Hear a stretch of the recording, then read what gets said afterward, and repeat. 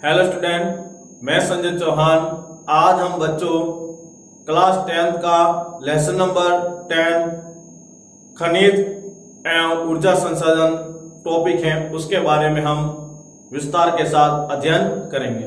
बच्चों, खनिज एवं ऊर्जा संसाधन जो टॉपिक है उसमें हमने खनिज की परिभाषा, जैसे जमीन से खोदकर निकाले गए जो पदार्थ जिनके भौतिक और रासायनिक गुणधर्म अलग अलग होते हैं उसको हम क्या कहते हैं, खनिज कहते हैं। और हमने खनिजों के प्रकार भी देखे थे कि खनिजों के जो प्रकार हैं मुख्य रूप से दो प्रकार पढ़े थे बच्चों। हमने एक पढ़ा था धात्विक खनिज, दूसरा पढ़ा था अधात्विक खनिज। और फिर हमने धात्विक खनिज को अलग किया तो उसमें भी दो प्रकार निकाले, जैसे एक था लौह धात्विक खनिज या लौह प्रधान खनिज, दूसरा था अलोह धातु प्रधान। इस तरह हमने दो भाग में पढ़े और उनके परिभाषाओं का अध्ययन किया और साथ में हमने उसके महत्वपूर्ण जो एग्जाम्पल थे लौह धातु प्रधान और अलोह धातु प्रधान के थे उनके बारे में हमने अध्ययन किया। फिर हमने अधात्विक खनिज के बारे में उनकी परिभाषा पढ़ी। फिर हमने देखा अधात्विक के अंदर एक ऊर्जा संसाधन टॉपिक था जिसमें हमने पढ़ा ऊर्जा के वे सभी पदार्थ जो मनुष्य की आवश्यकता की पूर्ति करते हैं उसी को हम ऊर्जा प्रदान संसाधन कहते हैं।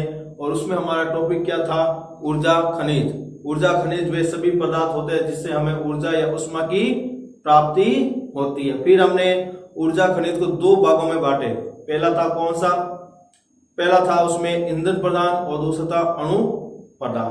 फिर हमने देखे धात्विक और अधात्विक 89 प्रकार के खनिज है, जिसमें से अधात्विक प्रकार के खनिज 52 और धात्विक के 10 और 23 जो प्रकार है वो अन्य जो सूक्ष्म पदार्थ है उनके रूप में वर्गीकृत किया था। और आज हम बच्चों क्लास 10 का उसी टॉपिक को आगे बढ़ाते हुए हम ले रहे हैं भारत के प्रमुख खनिज, जिसमें से हमने कौन सा टॉपिक उठाया, लौह अयस्क। कौन सा उठाया है, लौह अयस्क खनिज। जो लौह अयस्क खनिज में आपने पहले भी आपको मालूम ही है अयस्क क्या होता है, तो आपको मालूम कर लेना चाहिए कि अयस्क एक अशुद्ध धातु होती है। तो अयस्क की परिभाषा क्या है, जमीन को खोदकर निकाले गए अशुद्ध पदार्थों को अयस्क कहा जाता है। तो हम लौह अयस्क के बारे में हम पढ़ते हैं। तो लौह अयस्क का पहला बिंदु है वर्तमान औद्योगिक अर्थव्यवस्था का आधार स्तंभ। लौह अयस्क है वो वर्तमान में औद्योगिक अर्थव्यवस्था क्या है, आधार स्तंभ है। आपसे सवाल पूछ लिया जाए कि लौह खनिज आधुनिक अर्थव्यवस्था या औद्योगिक अर्थव्यवस्था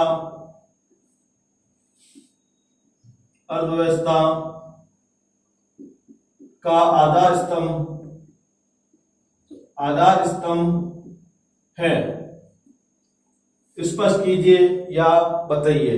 या फिर लौह खनिज को आधारभूत खनिज क्यों कहा जाता है, स्पष्ट कीजिए।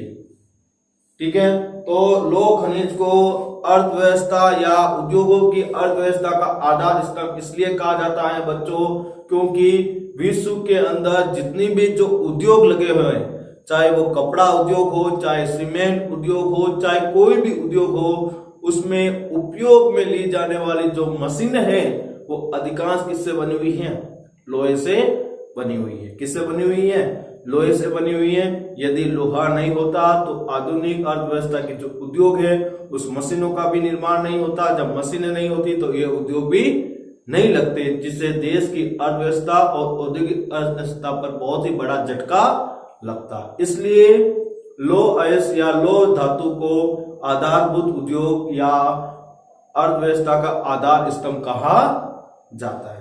ठीक है बच्चों, तो आपको ये सवाल आ जाए तो आपको इस प्रकार इसका उत्तर लिखना है। स्तंभ आग्नेय चट्टानों से प्राप्त किया जाता है और लौह अयस्क है वो किस चट्टान से प्राप्त होता है, आग्नेय चट्टान से प्राप्त होता है। आपने बच्चों जब छोटी क्लास में थे तो उस समय आपने चट्टान टॉपिक पढ़ा था। क्या पढ़ा था? चट्टान। तो चट्टान क्या होती है या सेल क्या होती है, ये टॉपिक आपने पढ़ा था। तो याद रखना, धरातल पर स्थित सबसे ऊपरी संगठित कठोर या कोमल परत को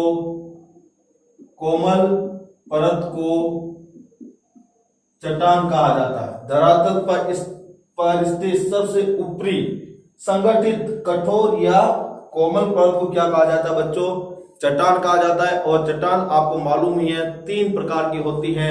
सबसे पहले जो प्राइमरी सेल के नाम से विख्यात है उसका नाम है आग्नेय चट्टान, दूसरी अवसादी चट्टान और तीसरी है कायांतित चट्टान। लेकिन बच्चों याद रखना, जो आग्नेय चट्टान है वो ज्वालामुखी से निकलने वाले लावे से बनी है, जिसमें लौह तत्वों की प्रधानता सबसे ज्यादा पाई जाती है। इसलिए अधिकांश जो लौह है वो आग्नेय की सेलों से ही निकाला जाता है। विश्व में भंडारण की दृष्टि से रूस के बाद भारत का दूसरा सबसे बड़ा राष्ट्र है। याद रखना बच्चों, 1 नंबर का सवाल पुटअप हो जाए कि विश्व में सबसे ज्यादा लोहा उत्पादन करने वाला देश कौन सा है, तो रूस है। कौन सा है? रूस। और दूसरे नंबर पर भारत देश है। कौन सा है? भारत। प्रथम रूस, सेकंड भारत। अगला बिंदु, भारत में लौह के 5 प्रकार पाए जाते हैं। क्वेश्चन पुटअप हो जाए, भारत में पाए जाने वाले लौह के प्रकारों को बताइए, या फिर भारत के अंदर कौन कौन से लौह प्रकार पाए जाते हैं बताइए। तो सीधा से याद रखना, मैग्नेटाइट, हेमेटाइट, लिमोनाइट, सीडेराइट और लेटराइट, ये 5 किस्म के जो लोहा है वो कहां पाया जाता है बच्चों? भारत के अंदर। कहां पाया जाता है? भारत में। याद रखना बच्चों, 1 नंबर का इसी से और सवाल पुटअप किया जा सकता है। वो सवाल है कि भारत के अंदर सबसे उच्च कोटि का जो लोहा है वो कौन सा है, नाम बताइए। तो सीधा याद रखना, भारत के अंदर सबसे उच्च कोटि का जो लोहा है वो मैग्नेटाइट है, जिसमें लोह की प्रधानता 72% के करीबन पाई जाती है। कितने परसेंट के करीबन पाई जाती है? 72%। इसी से संबंधित एक और सवाल पुटअप किया जा सकता है 1 नंबर का। वो सवाल है बच्चों कि भारत के अंदर सबसे ज्यादा किस किस्म का लोहा पाया जाता है? तो इसका सवाल का उत्तर होगा बच्चों हेमेटाइट। कौन सा? हेमेटाइट। तो याद रखना बच्चों, भारत के अंदर सबसे उच्च कोटि का जो लोहा है वो मैग्नेटाइट है और सबसे ज्यादा पाए जाने वाला लोहा वो हेमेटाइट है। अब हम अगला बिंदु लेते हैं, भारत में कुल 2300 करोड़ टन लोहे के भंडार अर्थात विश्व का 20% भाग है। और भारत के अंदर कुल लोहे का भंडार तो कितना हुआ? 2300 करोड़। कितना है? 2300 करोड़ टन। जबकि यदि रेशियो के आधार पर या प्रतिशत के आधार पर देखें तो विश्व का 20% जो लोहे का जो भंडारण है वो कहां पर है? भारत में। जिसमें से मैग्नेटाइट का सिर्फ कितना परसेंट भाग है? 8%। और हेमेटाइट का कितना परसेंट भाग है? 85%। तथा 7 अन्य प्रकार के जो 3 प्रकार के और लोह बच गए वो भाग पाए जाते हैं। तो आपने देख लिया होगा कि सबसे ज्यादा भारत में कौन सा है? हेमेटाइट, लगभग 85%। ठीक है बच्चों। अब हम बच्चों लेंगे भारत के वो ऐसे कौन से राज्य हैं जहां पर सबसे ज्यादा लोहा निष्कासन या भंडारण पाया जाता है। तो भारत के प्रमुख लोह उत्पादक क्षेत्रों में सबसे पहला राज्य आता है उड़ीसा। तो याद रखना बच्चों, यहां पर भी एक क्वेश्चन पुटअप हो गया, भारत के अंदर सबसे ज्यादा लोह का भंडारण किस राज्य में है? तो कौन सा होगा? उड़ीसा। या फिर सवाल आ जाए, भारत के अंदर सबसे ज्यादा लोह का उत्पादन किस राज्य द्वारा किया जाता है? तो भी उड़ीसा। आगे बात समझो बच्चों। अब हम आगे चलते हैं। देश के कुल भंडारण का 30% भाग, देश के कुल भंडारण का 30% भाग तथा उत्पादन का 28% भाग उड़ीसा राज्य में होता है। तो याद रखना, भंडारण की दृष्टि से 30% भाग है और उत्पादन की दृष्टि से 28% भाग है। इसी के आधार पर उड़ीसा राज्य भंडारण और उत्पादन में भारत का पहला सबसे बड़ा राज्य है। अगला बिंदु, यहाँ पर हेमेटाइट प्रकार के लौह अयस्क के भंडार है और याद रखना बच्चों, उड़ीसा में कौन सा प्रकार के लौह अयस्क का भंडारण देखने को मिलता है? हेमेटाइट का। कौन सा? हेमेटाइट प्रकार का जो लोहा है वो उड़ीसा में पाया जाता है, भंडारण का मिलता है। जिसमें हम देखते हैं ये लौह अयस्क के भंडारण मयूरगंज, उड़ीसा के कौन से क्षेत्र है? मयूरगंज, सुंदरगढ़ और क्यूजर प्रमुख जिले हैं जहां पर हेमेटाइट किस्म के लोह के भंडारण देखने को मिलते हैं। तो सवाल आ जाए, उड़ीसा के किन राज्यों के अंदर हेमेटाइट प्रकार के लोह के भंडारण है? तो मयूरगंज, सुंदरगढ़ और क्यूजर। अगला बिंदु, मयूरगंज जिले में गुरु महिसानी, मयूरगंज जिले की कौन सी खाने? गुरु महिसानी, सुलेमपाद और बादाम पहाड़, और क्यूजर जिले में बांसपानी, ठकुरानी और किरुबुरु, ये प्रमुख जो खाने हैं वहां से उड़ीसा राज्यों के जो जिलों से क्या निकाला जाता है? लौह अयस्क निकाला जाता है। क्या निकाला जाता है? लौह अयस्क। तो यदि पूछ ले मयूरगंज की कौन से प्रमुख खाने हैं? गुरु महिसानी, सुलेपाद और बादाम, और क्यूजर की बांसपानी, ठकुरानी और किरुबुरु। अगला बिंदु, यहां से लौह अयस्क का निर्यात विशाखापट्टनम और पारादीप बंदरगाह से जापान तथा अन्य देशों में भी किया जाता है। देखो, उड़ीसा राज्य का जो लौह अयस्क है उसका विश्व के अंदर जापान देश के अंदर निर्यात किया जाता है। किस देश में निर्यात किया जाता है? जापान देश के अंदर। और कौन से बंदरगाह द्वारा? विशाखापट्टनम और पारादीप बंदरगाह के द्वारा किया जाता है। एक बात आपको मालूम होनी चाहिए बच्चों कि निर्यात और आयात में क्या होता है, क्योंकि आपको निर्यात और आयात का मालूम नहीं होगा तो पता नहीं चलेगा आपने क्या खरीदा है और क्या बेचा, क्या मंगवा रहे हो। तो पहले हम लेते हैं निर्यात, क्योंकि निर्यात शब्द है निर्यात। तो याद रखना, किसी राष्ट्र द्वारा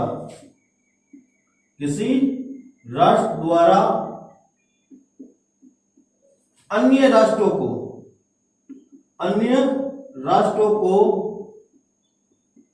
वस्तुओं को बेचना क्या कहलाता है? निर्यात। किसी राष्ट्र द्वारा अन्य राष्ट्रों को वस्तु को बेचना। जैसे हम ए और बी राष्ट्र मान लेते हैं, ए के पास सेव के भंडारण है और बी के पास नहीं है, तो ए जो बी को जो सेव बेचेगा तो ए के लिए क्या होगा? वो निर्यात होगा। क्या होगा? निर्यात। फिर है आयात। किसी राष्ट्र द्वारा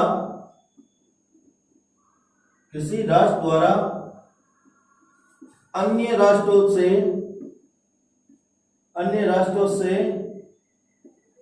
वस्तुओं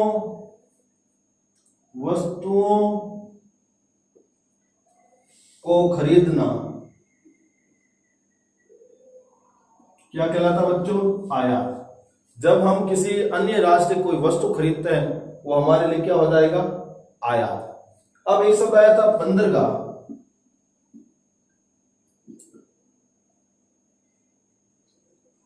काफी बार बच्चों बंदरगाह से संबंधित कुछ और सवाल पुटअप कर देते दिमाग में बच्चों, लेकिन बंदरगाह की सही परिभाषा क्या है वो देखिए।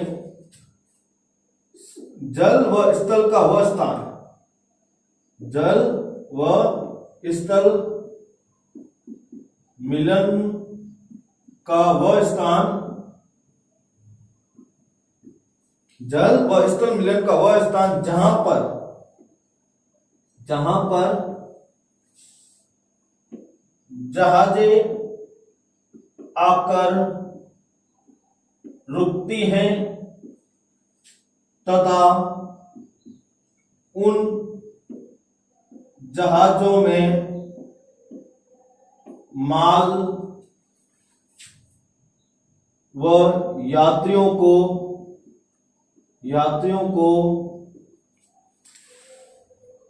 उतारा व चढ़ाया जाता है, उसी को हम क्या कहते हैं? बंदरगाह। याद रखना बच्चों, जल व स्थल मिलन का वह स्थान जहां पर जहाजें आकर रुकती हैं और और तथा उन जहाजों में माल और यात्री को उतारा व चढ़ाया जाता है, उस स्थान को हम क्या कहते हैं? बंदरगाह। क्या कहते हैं? बंदरगाह। और आपको मालूम ही है वर्तमान में भारत के अंदर 12 प्रमुख बंदरगाह है। कितने बंदरगाह प्रमुख हैं? सॉरी 13। 12 पहले थे, अब लक्षद्वीप को और बना दिया गया। टोटल कितने हो गए? 13। याद रखना भारत के प्रमुख बंदरगाहों की संख्या कितनी हो गई? अब 13 हो चुकी है। कितनी हो चुकी है? 13, जहां पर अंतरराष्ट्रीय समुद्री व्यापार भी किया जाता है। और आपको मालूम ही है जो भारत के अंदर भारत की जो खोज हुई थी वो आपको पता ही है समुद्री यात्रा के द्वारा ही वास्को डी गामा ने की थी और क्रिस्टोफर कोलंबस ने अमेरिका की खोज की थी। अब हम अगले क्षेत्र का नाम लेते हैं, वो है कर्नाटक। कौन सा है? कर्नाटक।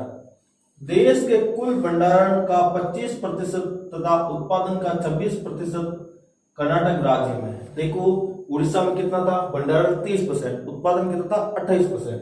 अब यहाँ पर देखो भंडारण कितना है? 25% और उत्पादन कितना है?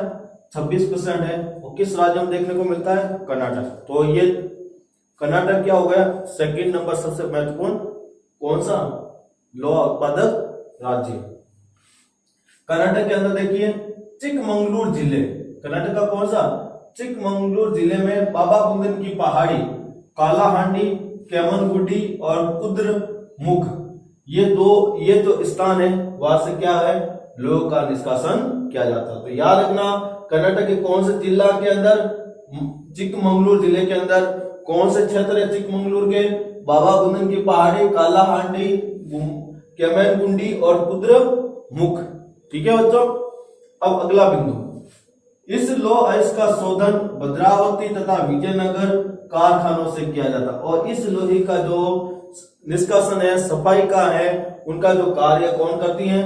भद्रावती और विजयनगर कारखानों के। ये जो भारत के अंदर चतुर्थ पंचवर्षीय योजना बनी थी उसके अंदर इन उद्योगों की स्थापना की गई थी। और भद्रावती है वो भद्रावती नदी के किनारे कर्नाटक राज्य में स्थित महत्वपूर्ण उद्योगों में से एक है। और विजयनगर इस्पात संयंत्र लगा हुआ है वो चतुर्थ पंचवर्षीय योजना के तहत लगा था। आपको मालूम ही है भारत के अंदर जो महत्वपूर्ण जो उद्योग लगे हैं बड़े, वो विदेश के सहयोग से लगे हैं। और विदेश के सहयोग से लगने वाले जो प्रमुख उद्योग हैं उनमें से मैं आपको नाम बता देता हूं। शॉर्ट ट्रिक क्या है?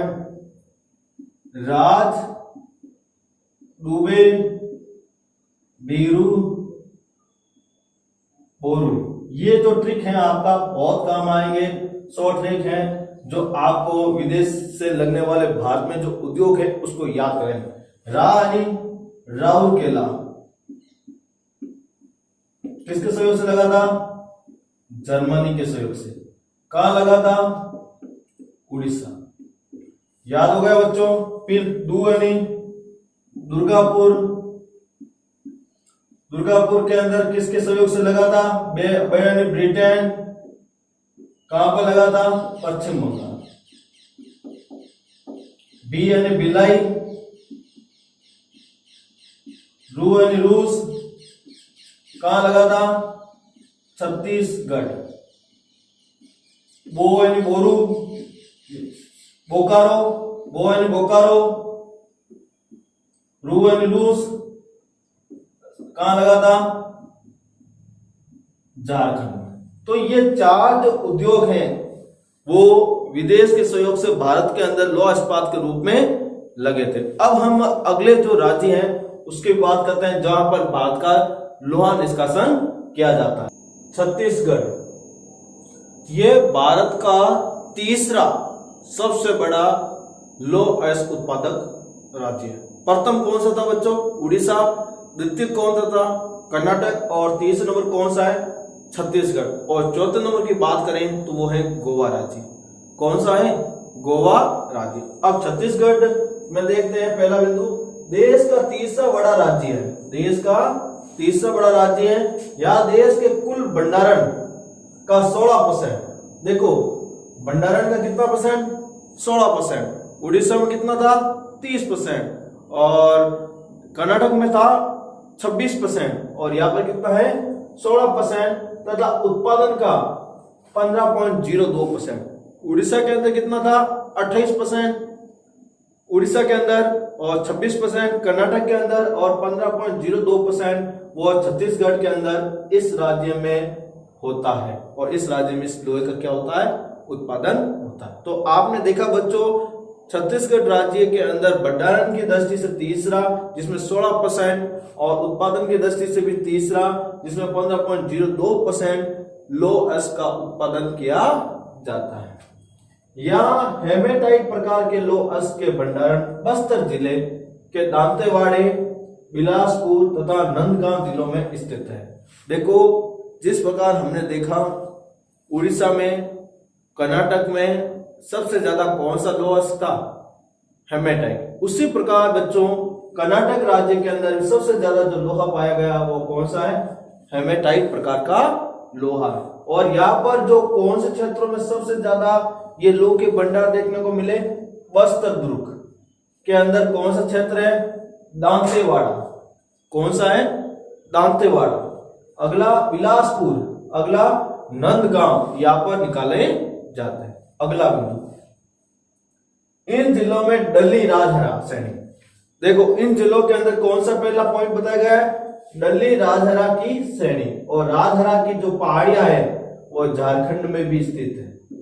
कुछ हिस्सा कहां पर है, झारखंड के अंदर भी स्थित है राजहरा की पहाड़ियों का। बेला टीला क्षेत्र कौन सा है, बेला टीला, राव घाट क्षेत्र और जगदलपुर क्षेत्र से भी प्राप्त होता है। इन सभी क्षेत्रों से क्या होता है बच्चों, ये लौह का उत्पादन किया जाता है। अब हम देखते हैं अगला बिंदु, इस लौह का शोधन। शोधन का मतलब होता है जो अयस्क के अंदर पाई गई जो अशुद्धियां हैं उसको साफ करके या उसे अलग करके लौह को प्राप्त करना क्या कहलाता है, शोधन कहलाता है। और इस प्रकार के भारत के अंदर बहुत सारे उद्योग लगे हैं। और आपको मालूम होना चाहिए आजादी से पूर्व, कौन से, आजादी से पूर्व भारत के अंदर 1907 के अंदर एक उद्योग लगा था, उसका नाम है टिस्को। क्या नाम है, TISCO, Tata iron steel company. Tata iron and steel company TISCO, जो कहां पर लगी थी, झारखंड में। कहां लगी थी, झारखंड। और झारखंड के कौन से स्थान, सांची नामक स्थान।